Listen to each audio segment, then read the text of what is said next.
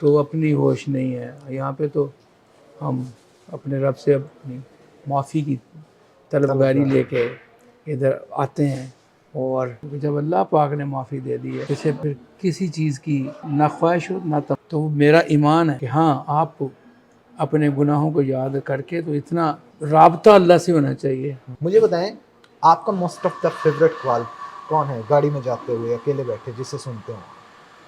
یہ تو no doubt پہلے سب سے پہلے میرے والد صاحب استاد میاں داد خان صاحب. میں کیا ساری دنیا کہتی کہ ان جیسا تو بالکل کوئی بہت بھی نہیں بڑا نام تھا پاک و ہوگا، ہند اور کا. ان جیسا سریلا بھی کوئی نہیں تھا. بالکل یہ قوال حضرات سارے مانتے تھے ان کو. پہچان بنی میری 1998 میں، آئی تھنک میرا آیا البم بابا دے دربار چڑیاں چڑیاں بول رہی وہ بہت وائرل ہے.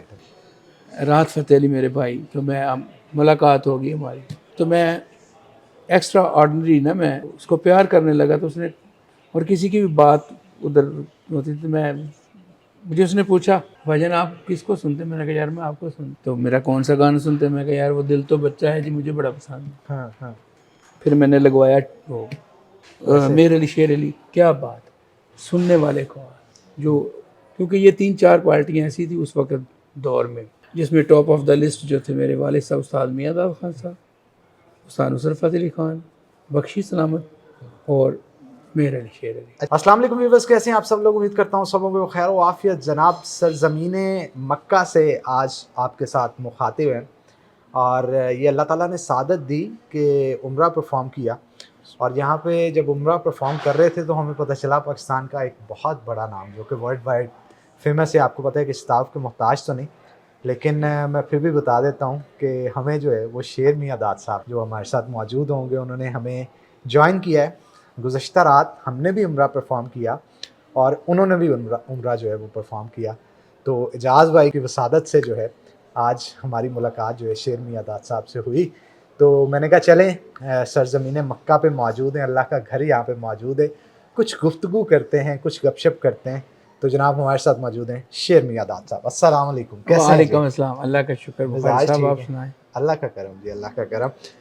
تو شیر صاحب بتائیے گا کیسا محسوس کر رہے ہیں؟ یہ یوزلی بہت سارے لوگ جب انٹرویو کی شروعات کرتے ہیں سوال یہی ہوتا ہے کہ آپ یہاں پہ موجود ہیں کیسا محسوس کر رہے ہیں، لیکن یہ پوچھنا اس وجہ سے واجب ہے مجھ پہ کہ آج جس سرزمین پہ ہم موجود ہیں نا، اس کا ذکر نہ ہو تو میرا خیال ہے ہر چیز ادھوری ہے. سبحان اللہ.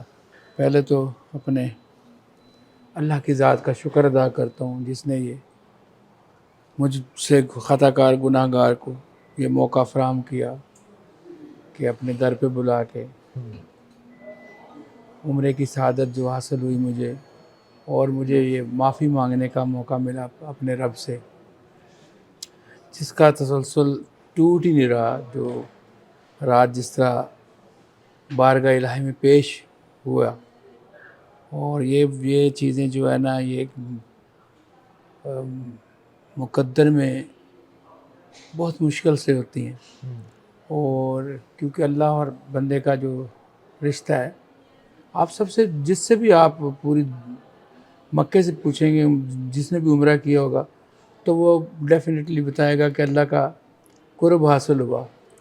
ہر حالت میں کوئی کہے گا مجھے اس طرح میں نے دعا مانگی فوراً قبول ہوگی، میں اپنے رب کے پاس اس طرح گیا، میں سجدہ ریز ہوا، یہ کہا تو اللہ پاک نے میری سن لی. تو اسی طرح جب رات سجدہ ریز ہوئے، رانسو تھے، اور اب وہ ایک شعر تھا کہ امیر حزین یہ کرم صابری ہے، کہاں میری قسمت کہاں یہ گلی ہے. تو بندہ سوچتا ہی رہتا ہے میری قسمت کہاں، اور خانہ کعبہ اور اللہ کا در.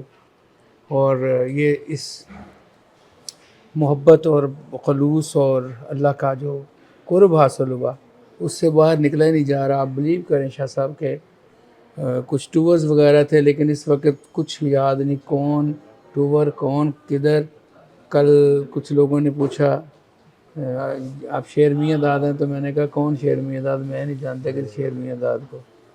تو اپنی ہوش نہیں ہے. یہاں پہ تو ہم اپنے رب سے اپنی معافی کی طلبگاری لے کے ادھر آتے ہیں، اور میں بڑی سعادت سمجھتا ہوں. اور میں دعا کرتا ہوں کہ اللہ ہر مسلمان کو جو نبی پاک صلی اللہ علیہ وسلم کا امتی ہے اپنے مکہ اور مدینہ شریف آئے، اپنے رب سے آ کے معافی مانگے۔ اچھا، کہا جاتا ہے کہ خانہ کعبہ پہ جب پہلی نظر پڑتی ہے جو دعا مانگی جائے وہ پوری ہوتی ہے۔ یہ تو ہے تو تھوڑی پرسنل چیز، لیکن پھر بھی میں پوچھوں گا آپ نے کون سی دعا مانگی خانہ کعبہ کو دیکھتے سب سے پہلی دعا؟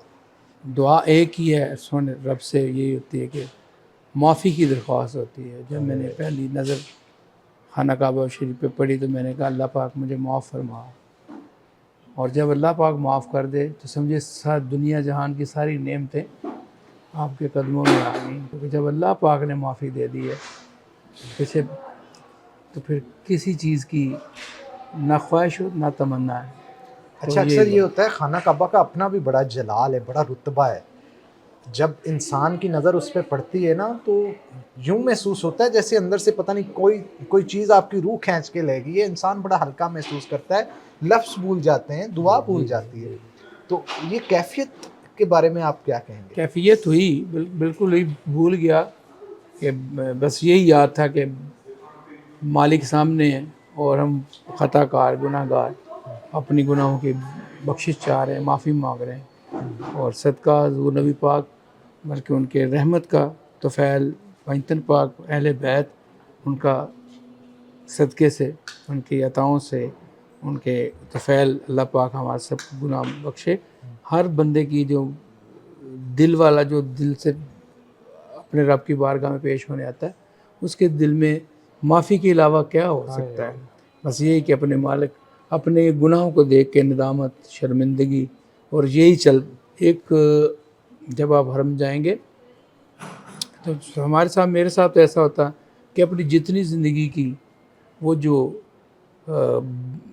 ہم بے عمل اور خطائیں ہیں وہ ایک پوری فلم چل پڑتی ہے، اور جب رب کعبہ سامنے رب کعبہ کا کعبہ سامنے ہوتا ہے تو پھر یہی دعا ہوتی ہے صرف معافی کی، اور کیفیت آپ کو پتہ ہے اسی بندے کی ہوگی جس کو اپنے گناہ یاد ہوتے ہیں، اور بڑی ندامت تھی رات بھی، اور یہ ساری عمر رہے گی کہ ہم ہیں ہی خطا کار۔ ہاں ایک مان ہے اللہ سے محبت کا، اور ایک مان ہے کہ ہمارے آقا پاک سرکار دو جہاں حضرت محمد مصطفیٰ صلی اللہ علیہ وآلہ وسلم ہمارے شافی ہیں، تو انشاءاللہ تعالیٰ ہماری بخشش فرمائیں گے۔ کیا بات ہے جی، کیا بات ہے، کیا بات ہے۔ اچھا، اکثر ہوتا ہے بندہ پلان کر کے خانہ کعبہ آتا ہے، آپ کا اس دفعہ کچھ ان پلان رہا یا پلان تھا؟ اچھا، پلان جو کبھی کبھی تو آپ کو پتہ ہے پلان تو بندہ گھر میں بھی کرے تو وہ بھی نہیں پورا ہوتا۔ مثال کے طور پر بندہ کہتا ہے صبح اٹھ کے یہ پلان کرتا ہوں میں نے شام کو یہ ریکارڈنگ کرنی، تو وہ نہیں کر پاتا۔ پلان کی کوئی حیثیت نہیں، ناٹ ویکلٹی پلان، صرف اور صرف بلاوا، جس کو کہتے ہیں بلاوا۔ تو وہ میرا ایمان ہے کہ ہاں آپ اپنے گناہوں کو یاد کر کے تو اتنا رابطہ اللہ سے ہونا چاہیے، اور یہ آپ روز ایکسیپٹ کریں کہ آپ گناہ گار ہیں، اور اب اے رب ہمیں معافی دیتا جا، تو میرا اللہ ہے، تو مجھے معاف کرے گا۔ اللہ کو اپنا ہونا پسند ہے اور آپ کا رونا پسند ہے، یہ دونوں چیزیں جب مل جاتی ہیں تو وہ ایک بلاوا آتا ہے، سبب بنتے ہیں، کیونکہ اللہ مسبب الاسباب ہے، تو ایک سبب بنتا ہے جس میں آپ کو پتہ ہی نہیں ہوتا، صرف آپ کی خواہش کرتے ہیں، جس طرح کوئی خواہش آپ کریں تو پوری ہو جائے تو اللہ پاک کرتے ہیں، اس طرح آپ کی خواہش ہونی چاہیے کہ میں نے در الہی پہ جانا ہے، میں نے بارگاہ رسالت میں جانا ہے، یہ حب ہونی چاہیے، اور یہ ہونا چاہیے کہ میں اپنے اینگل سے کچھ سوچتا ہوں۔ شاہ صاحب، ایک ہوتا ہے کہ میں نے سعادت حاصل کرنی ہے، یہ بھی بات درست ہے، لیکن ایک سوچ یہ ہوتی ہے کہ میں نے جا کے معافی مانگنی ہے، میری بخشش ہو جائے، میرے پاس یہی لمحات ہیں، میں نے جو زندگی میں کیا تو اللہ پاک کی ذات سے میں معافی مانگ لوں۔ اگر یہ جذبات ہوں گے تو اللہ پاک ایسے سبب بنا دیتا ہے کہ پتہ نہیں چلتا کس طرح آپ کا ویزا لگ گیا، کس طرح ٹکٹس ہوگی، کون آپ کو لے کے جا رہا ہے، کدھر آپ جا رہے ہو، کیا کیا پروٹوکول اللہ پاک کی ذات آپ کو دے رہے ہو۔ اچھا، پروٹوکولز کی آپ نے بات کی نا، تو کل جب میں عمرہ کر رہا تھا تو انہوں نے کارڈن آف کیا تھا خانہ کعبہ کی سائٹس کو تاکہ ان کی صفائی کی جا سکے۔ 7واں جیسے ہی چکر مکمل ہونے والا تھا، رکن یمانی پہ آ کے میں رکا تو وہاں پہ اس کو ہٹانا شروع کر دیا جہاں سے کارڈن آف کیا تھا، تاکہ دوبارہ عوام کے لیے کھول دیا جائے۔ تو میں نے اللہ سے دعا کی، یا اللہ مجھے رکن یمانی چومنے کا موقع مل جائے۔ پھر میرے دل میں خیال آیا حجر اسود بھی اگلے ہی کارنر پہ ہے, مجھے وہ بھی چومنے کا موقع مل جائے تو یقین جانیے تھوڑی جدوجہد کرنی پڑی, بلکہ جو زیادہ جدوجہد ہمیں کرنی پڑی وہ حجر اسود کے لیے کرنی پڑی, لیکن اللہ تعالیٰ نے دونوں چومنے کا موقع دیا. بہت سارے لوگ ہوتے ہیں جو یہاں سے بنا چومے واپس چلے جاتے ہیں, لیکن اللہ نے ہماری دعا قبول کی.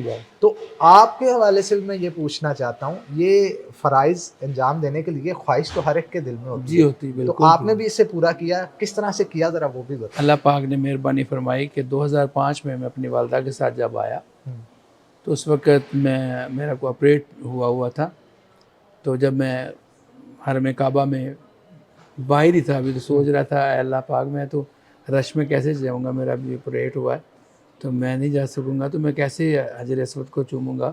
تو آپ بلیو کریں کہ جب میں انٹر ہوا تو اتنا رش ہی نہیں تھا, تو میں سیدھا ہی گیا اور سیدھا ہی حجر اسود کو میں نے ایسے بوسہ دیا. اور پھر میں دیکھ رہا ہوں کہ مجھے کبھی, کیونکہ یہاں پہ پتہ تھا کہ شرطے وہ کھینچ لیتے ہیں, اور یہ نہ رش تھا, رش بھی نہیں تھا, اتنا نہیں تھا, یعنی تھا لیکن اتنا نہیں تھا کہ میں ایزی چلا گیا. ہاں جی, تو میں چلا گیا, میں نے چومتا رہا, پھر میں دیکھتا رہا کبھی ادھر, ابھی مجھے کوئی کھینچے گا ابھی, لیکن کوئی کھینچ ہی نہیں رہا تھا. میں نے کہا یہ تو مجھے لگ گئی. وہ اس لیے کہ آپ کی قسمت کو اللہ نے کھینچ کے اللہ پاک میں مہربانی وہ فرمائی. پھر جب 7 پھیرے ہوئے, طواف ہوا, طواف کعبہ کیا, اس کے بعد پھر 2 نفل پڑھے تو پتہ نہیں کہاں سے دنیا آ گئی.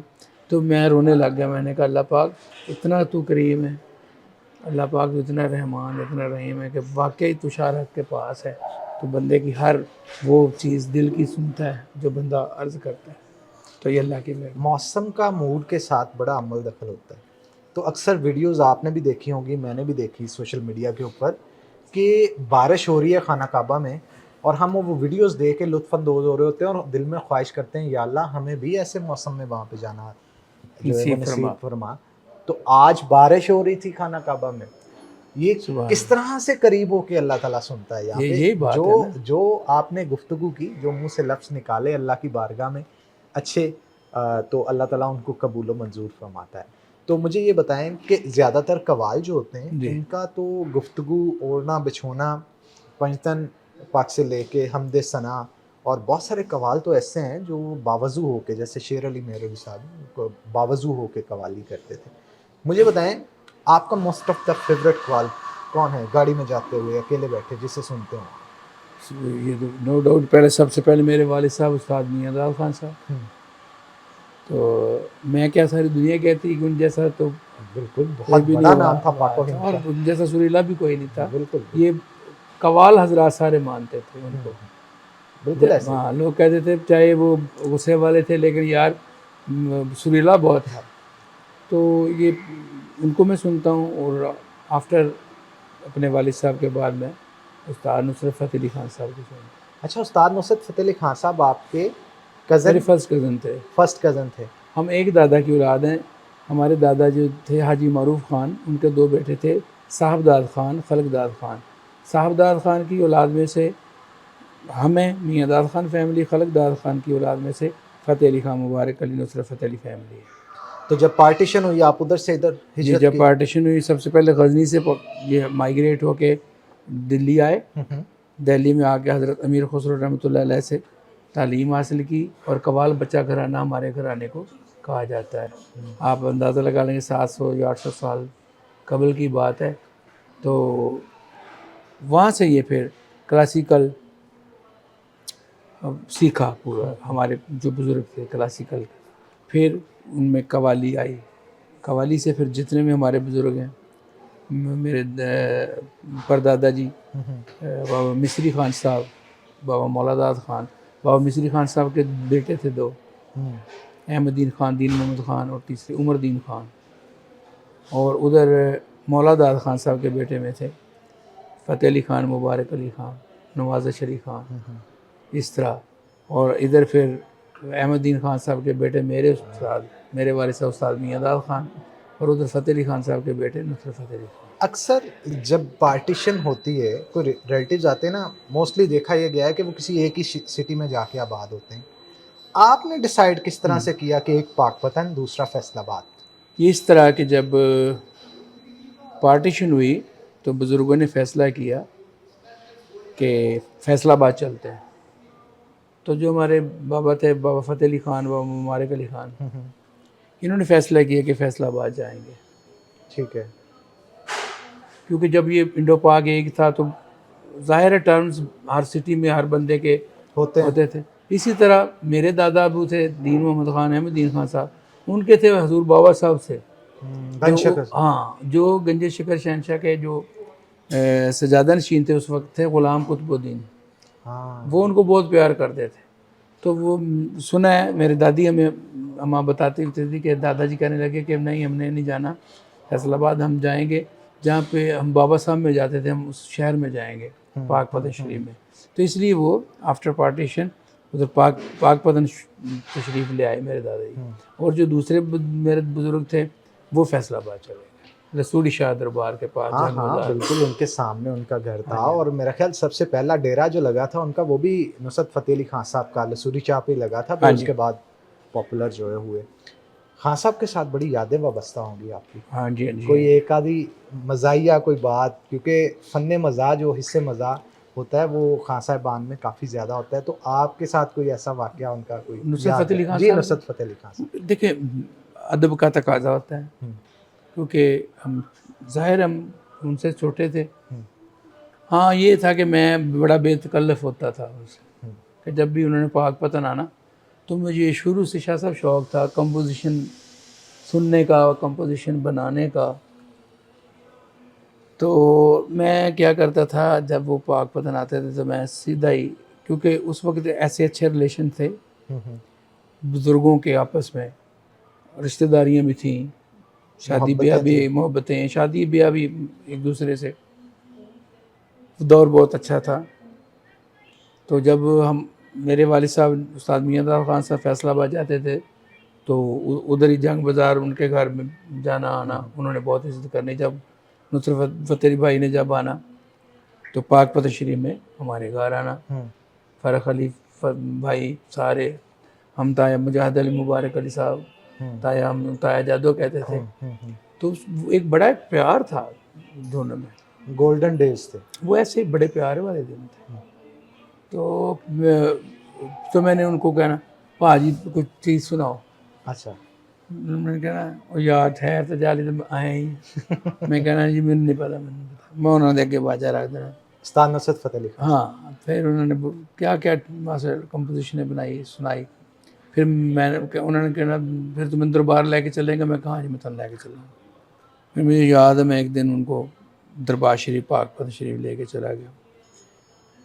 پھر ایک واقعہ کافی انٹرویوز میں نے بتایا کہ میں نے قوالی کی فرمائش کی تو وہ انہوں نے وہ پوری کی. تو he was a great man. اور کیا بات تھی ان کی. خان صاحب سے کوئی ایک چیز جو آپ نے سیکھی اور وہ آج تک اس پہ عمل کرتے ہیں؟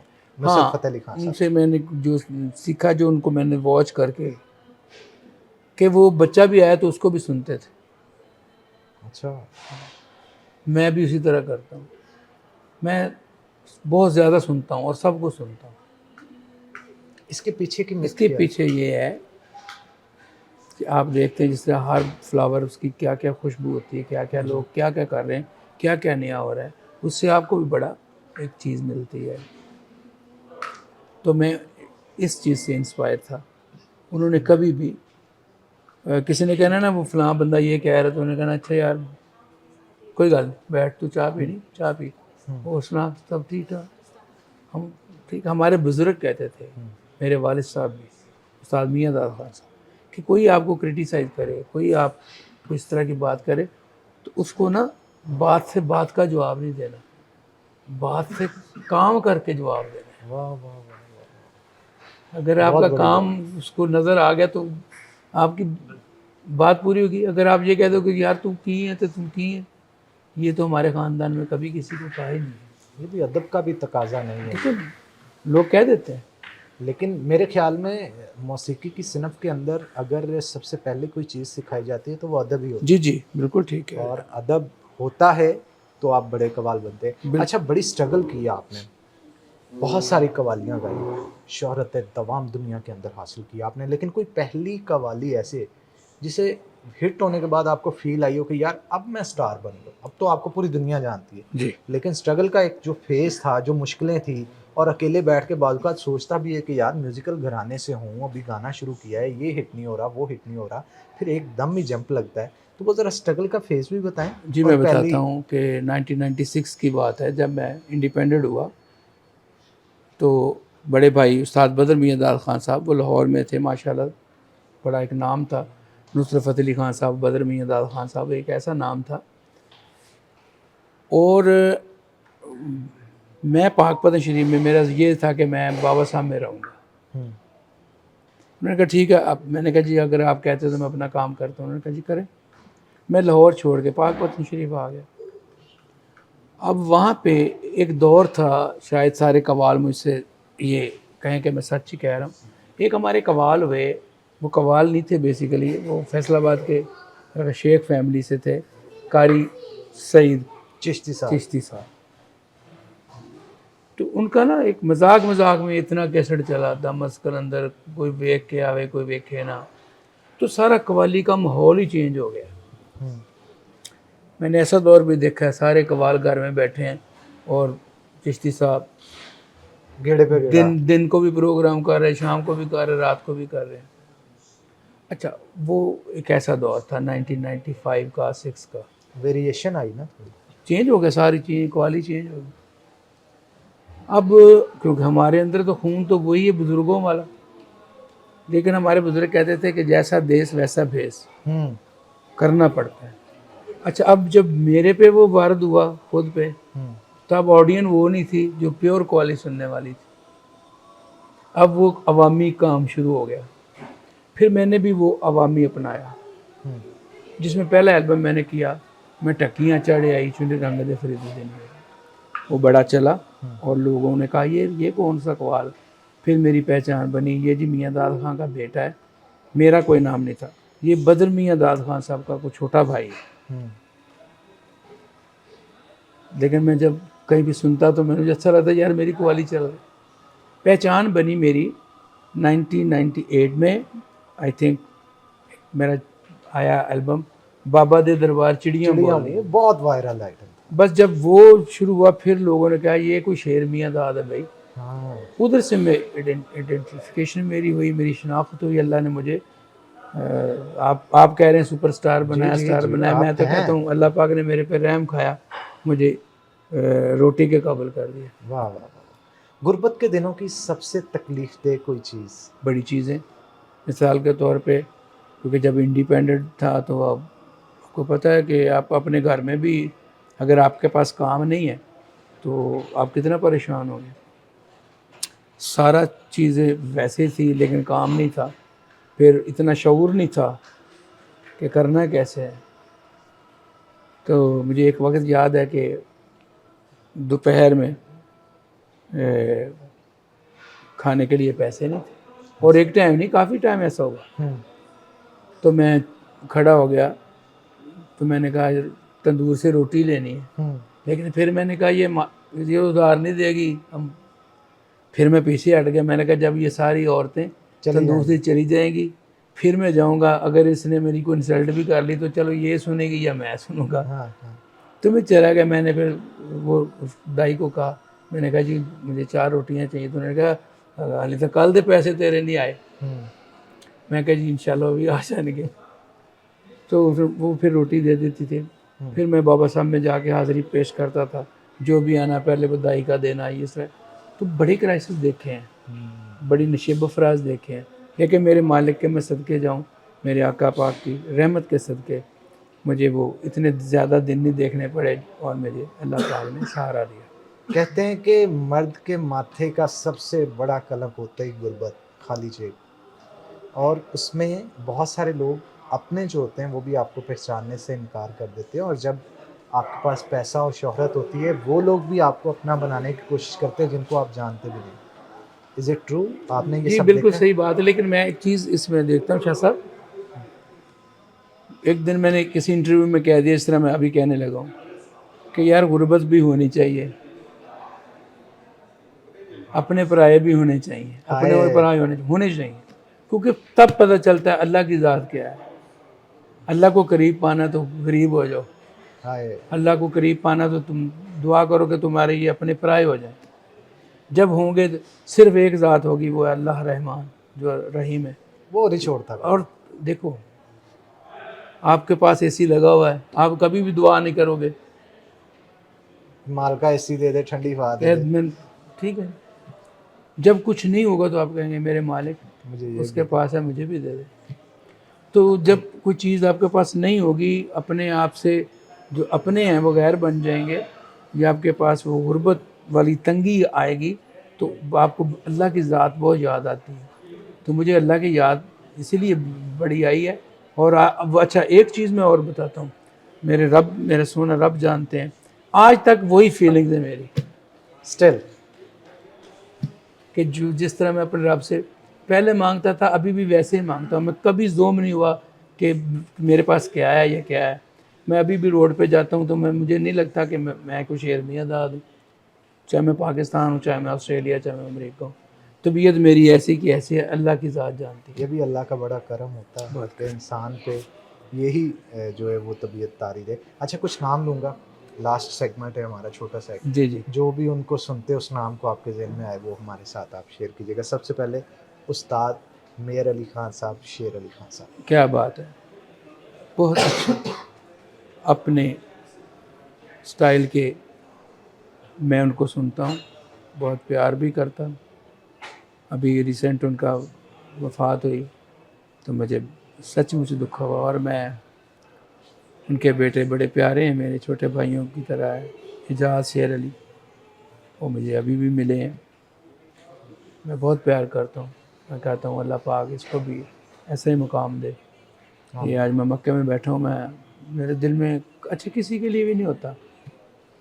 تھوڑا سا سوال پیدا جو آپ کر رہے ہیں میں اس کا جواب دینا چاہتا ہوں. مجھے راحت فتح علی میرے بھائی, تو میں ملاقات ہوگی ہماری,